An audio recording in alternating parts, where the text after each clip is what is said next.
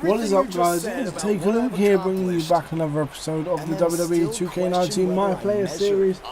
Now, I must admit, while we're about to listen to a robotic John Cena that definitely did not record his own lines for this. This My Career or My Player episode series, whatever you want to call it, is going to be a lot more condensed in the coming days. Just one, because we want to get ready for a new series that I'm trying to set that up all nicely and such, and then two, I would very much like to actually use the videos that I've recorded. Like, genuinely, we're looking at like a month and a half's worth of content that, you know, I'd be letting go by the wayside, and now because of like this YouTube era, or to be honest, it could have been my era. It could have been. I don't know.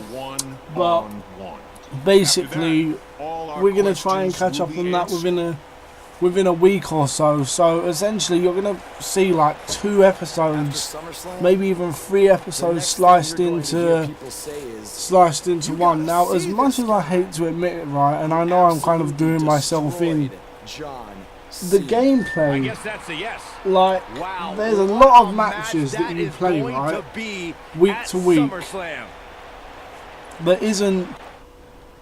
There isn't exactly, I mean, at least Randy Orton did his own fucking voiceover, but it don't look nothing like him, does it? It looks like a horrible character model. But yeah, in terms of the actual gameplay, quite a lot of the matches, and I know I'm kind of shooting myself in the foot here, I understand it, I do get it, but a lot of the matches are, you know, the same thing. Hit this person until this much damage, do this and do this. Saying that though, I will keep really good matches in full. The pay-per-view matches more often than not will be in full. Basically, I'm just going to cut the matches down to highlights, but the actual story, if you will, I'm going to keep actually in full. So all the cutscenes and everything like that. I mean, honestly, it's hard for me. Full disclosure, and this is what I appreciate on this channel. Like, for those of you that watch the videos via Twitter, and those of you that do watch it via YouTube, and you know, you DM me and all that, I do appreciate the support, but it's hard to re-commentate over something that's like months old, and like, you know, deep down inside I know I've already commentated over this once. I was really excited initially when all this came out. I mean, there is one more live episode, so to speak, that I was actually planning to do, the WrestleMania finale of the My Career, when it all basically wraps itself up, according to Shamus. I wouldn't know, but apparently he says that's when it finishes. And obviously all of you guys would know that by now, which is why I do feel a bit annoyed that I'm having, like, you know, my content is essentially months behind everyone else's, so I'm trying to rely on my magnetic personality. Ha ha, hardy ha, sarcastically he said. Right, I'm trying to rely on my commentary, you know, kind of putting over the fact that, hey, this content is like 3 months old, but, you know, watch it anyway. And it's hard because, you know, I know that probably a lot of people won't bother, but saying that, my OCD compels me to get all these videos out. Oh my god, I'm in such a negative position. But there are still 1 or 2 really good things that I liked about this career mode, honestly. Like, a lot of the things that Shamus said was wrong with this My Career mode, and it's weird because this is almost turning into a review series now, and maybe that's what it will be, right? As we look at the highlights of the Randy Orton run. Look at this. So, like, essentially, what Shamus said to me, bloody AJ Styles came. Ah man, this man's not scared to go right after bloody Triple H is here. Oh, no, reversed. Look at that RKO. The dude already hit me with one. Oh, no, there he goes. He didn't get me a minute ago, but he got me again. Damn, there we go. 1, 2. Look at that nice kick out. I'm not going to lie. But yeah, Shamus, one of his complaints about this my career was that basically he felt that you won titles too quickly. And upon editing down and actually seeing how many episodes, and because the way I record the episodes and whatnot, you'd say each episode could be anywhere from like 10 to 12 minutes and whatever, maybe even 20 minutes in some cases. Nice kick out again after that RKO. Damn, look at this guy, the AI trying to cheat me out of a win. I had to use resiliency. Yeah, I remember that. I had to use resiliency. And this is the thing, right? As we was that a sharpshooter? It's locked in. Yes. This has to be the moment where you bloody tap out. Look at this guy, man. Submission match against John Cena coming up at SummerSlam. But bloody, one of the things Shamus said to me, and if you don't know who he is for new viewers, he's one of my friends that I, sometimes do the occasional WWE review with.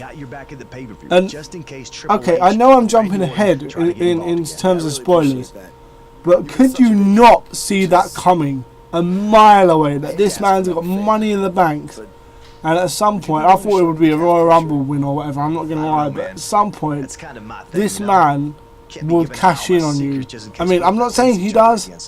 Why am I trying to not spoil something that everybody's played? But yeah, I mean, he even says we'll settle up eventually. Like, Jesus Christ. But yeah, one of the things that Sham said to me was that he felt the career mode was very, very quick to reward you. It was very, very quick to make you United States champion. It was very, very quick to make you come to WWE. And I get that, like, they're doing full cutscenes and stuff like that. I understand, and it's difficult and whatnot. But by that same token, it seems like WWE games in this day and age, they give you a choice, right? Either you have a long career mode where not a lot happens, or you have a relatively short career mode where a lot happens. And I'm just sitting there, right? Because I do play is it SmackDown Here Comes the Pain? I play that a lot. I enjoy playing SmackDown Here Comes the Pain and all of these games. I've got a series on the channel that still isn't finished. Poor Goldberg's left by the wayside, but I always like going back to that, every couple of weeks and whatever, just to do like a couple of epis on that. But it's like, those season modes in the old SmackDown vs Raw series were like 1 to 2 years long, and more often than not there'd be loads, and when I say loads, there was a fair few different storylines, that would depend on whether you were champion, whether you weren't champion. In a sense, you could choose whether you wanted to be on the face side or on heel side. I don't know why I remember this exactly, but there was one, right, where look at John Cena trying to put this in submission. That's the one thing I feel like we would have tapped out there, really, if I'm being perfectly honest. But yeah, one of the things that I will always remember, two ones, I think in SmackDown vs Raw 2006, right, you could choose to stay out of a rivalry between Triple H and Shelton Benjamin, and that was really good, that reversal. Ankle lock on John Cena. I look at him rolling through into the STF. That was a seamless transition, but he cannot lock that thing on. Oh boy, we've seen this before. What is Triple H doing out here again? Oh no, he's gonna hit with the. Oh my God, poor Triple H. We're in trouble there with the STF, but no. You could choose to either help Shelton or not, and that would shape your season one way or another. Being a face or heel. And in the original SmackDown vs Raw series, again, I don't know why I remember this in particular, But there was like one where you walked in on, I think it was either Sable or Tori Wilson or whoever, one of those in the women's locker room, right? And you could choose to